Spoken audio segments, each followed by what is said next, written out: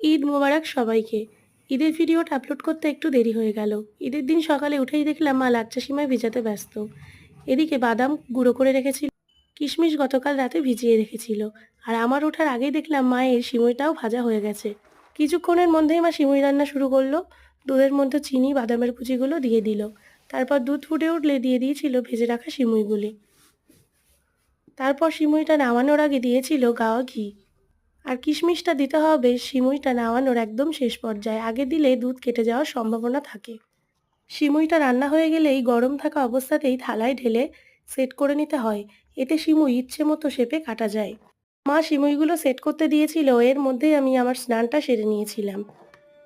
তারপরে সবাই মিষ্টিমুখ করে চলে গেল ঈদের নামাজে। ওই দেখো আমার ভাই নামাজে যাচ্ছে। আর এদিকে মা বাড়িতে তেহারি এবং চিকেন বিরিয়ানির আয়োজন করছে। তারপর আমি কিছুক্ষণ খেলা করে নিয়েছিলাম আয়রার সাথে। আয়রা আমার দিদির মেয়ে। আর এটা ছিল বিরিয়ানির ফাইনাল লুক। দেখতে যেমন সুন্দর হয়েছিল, খেতে তার থেকেও ভারী টেস্টি ছিল। এর পাশাপাশি আমাদের আরও রান্না হয়েছিল চিকেন তেহারি, সেটাও কম কিছু